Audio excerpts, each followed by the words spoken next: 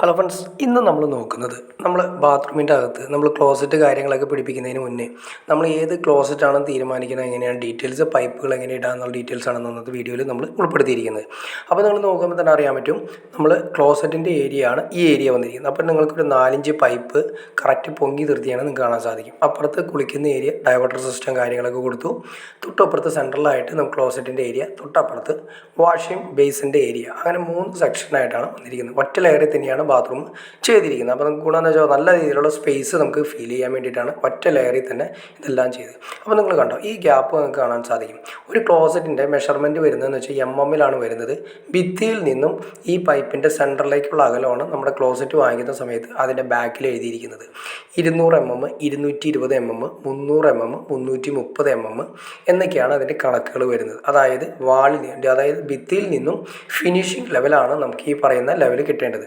നമുക്കൊരു ഉദാഹരണമായിട്ട് 300 mm ഉള്ളൊരു ക്ലോസറ്റാണ് നമ്മൾ ഉദ്ദേശിക്കുന്നതെങ്കിൽ നമ്മുടെ ഭിത്തിയിൽ നിന്നും നമുക്ക് ഈ പൈപ്പിൻ്റെ സെൻറ്ററിലേക്ക് 300 mm, അതായത് 30 സെൻറ്റിമീറ്റർ ആണ് ഉദ്ദേശിക്കുന്നത്. 30 സെൻറ്റിമീറ്റർ അതിൻ്റെ സെൻറ്ററിലേക്ക് നമുക്ക് കിട്ടുന്ന രീതിയിലാണ് നമുക്ക് ഈ പറയുന്ന മെഷർമെൻറ്റ് കിട്ടേണ്ടത്. അപ്പോൾ ആദ്യമേ തന്നെ നമ്മൾ അറിയേണ്ടത്, പൈപ്പൊക്കെ നമ്മൾ നേരത്തെ ഇടുന്നത് കൊണ്ട് നമ്മൾ കണ്ടോ ടൈൽ ഒട്ടിക്കുന്ന ഭിത്തി കനം എത്ര വരുമെന്ന് നമ്മൾ ഏറ്റവും ആദ്യം അറിഞ്ഞിരിക്കണം. ഏകദേശം ഒരു 2 സെൻറ്റിമീറ്റർ ഏറ്റവും കുറഞ്ഞത് നമ്മൾ കൊടുത്തു വയ്ക്കുക. ബാക്കി ഒട്ടും കുറഞ്ഞു പോകാതിരിക്കുന്നതാണ് നല്ലത്. ഒരു 2 സെൻറ്റിമീറ്റർ എങ്കിലും നമ്മൾ ഭിത്തി കനം കൊടുത്ത്, അല്ലെങ്കിൽ ഒരു 2.5 സെൻറ്റിമീറ്റർ അല്ലെങ്കിൽ 3 സെൻറ്റിമീറ്റർ ഇട്ടാലും വിഷയമില്ല. 3 സെൻറ്റിമീറ്റർ നമ്മൾ സപ്പോസ് ഒന്ന് വിചാരിക്കുക. 3 സെൻറ്റിമീറ്റർ ആകുമ്പോൾ നമ്മൾ ടൈൽ ഒട്ടിക്കുന്നതിന് മുന്നാണ് നമ്മൾ ഈ 4-5 പൈപ്പ് ഇടുന്നത്.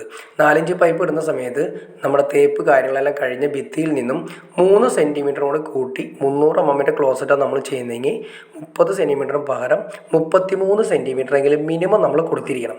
അല്ലെങ്കിൽ എന്ത് സംഭവിക്കുന്നത് വെച്ചിട്ടുണ്ടെങ്കിൽ നമ്മൾ ക്ലോസറ്റ് അല്ലെങ്കിൽ ഭിത്തിയിലെ കനം എന്തെങ്കിലും വ്യത്യാസപ്പെടുകയോ തൂക്ക് കാര്യങ്ങൾ കറക്റ്റ് ആവാത്ത രീതിയിൽ ടൈൽ വരുമ്പോൾ എന്തെങ്കിലും വ്യത്യാസങ്ങൾ വരുന്ന സമയത്ത് നമ്മൾ ക്ലോസറ്റ് പിടിപ്പിക്കുമ്പോൾ ബാക്കിൽ പോയി മുട്ടാനും കറക്റ്റ് ഈ 4-5 ഹോളിലേക്ക് ഇറങ്ങിയിരിക്കാനുള്ള അവസ്ഥ വരും, ഇറങ്ങി ഇരിക്കാതെയുള്ള അവസ്ഥ വരും. അപ്പോൾ അത് ഒഴിവാക്കാൻ വേണ്ടിയിട്ടാണ് ഒരു 3 സെൻറ്റിമീറ്റർ എങ്കിലും നമ്മൾ മിനിമം കൊടുത്തിട്ട് വേണം നമ്മൾ പൈപ്പ് ക്ലിയർ ചെയ്യാനായിട്ട്. അതിപ്പോൾ നമ്മൾ സപ്പോസ് പറഞ്ഞ പോലെ ഒരു 300 mm ക്ലോസറ്റാണ് നമ്മൾ ഫ്ലോർ മൗണ്ടിൽ നിലത്തുറപ്പിക്കുന്ന ക്ലോസറ്റാണ് നമ്മൾ ഉദ്ദേശിക്കുന്നതെങ്കിൽ ഒരു 3 സെൻറ്റിമീറ്റർ കൂട്ടി 33 സെൻറ്റിമീറ്റർ നമ്മൾ പൈപ്പിൻ്റെ സെൻറ്റർ ഇട്ട് കഴിഞ്ഞാൽ വലിയ പ്രശ്നങ്ങളോ കാര്യങ്ങളോ ഒന്നുമില്ലാതെ ക്ലിയർ ചെയ്യാൻ സാധിക്കും. ഇനി 33 എന്ന് പറയുന്നത് നിങ്ങൾക്ക് കുറച്ച് കൂട്ടിയിട്ടാലും വിഷയമില്ല.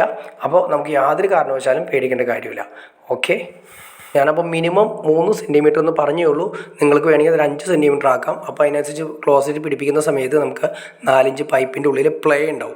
ആ പ്ലേ അഡ്ജസ്റ്റ് ചെയ്ത് നമുക്ക് ഭിത്തിയിലേക്ക് അടുപ്പിക്കാം. ഇനി അതിലേക്ക് ഭിത്തിയിൽ നിന്ന് കുറച്ച് ഗ്യാപ്പ് വേണമെന്ന് ആഗ്രഹമുള്ള ആളുകളാണെങ്കിൽ ഒരു സെൻറ്റിമീറ്ററൊക്കെ ഗ്യാപ്പ് വേണമെന്ന് ആഗ്രഹമുള്ളവർക്കാണെങ്കിലും അങ്ങനെയും അറേഞ്ച് ചെയ്ത് നമുക്ക് ക്ലോസറ്റ് പിടിപ്പിക്കാൻ സാധിക്കും.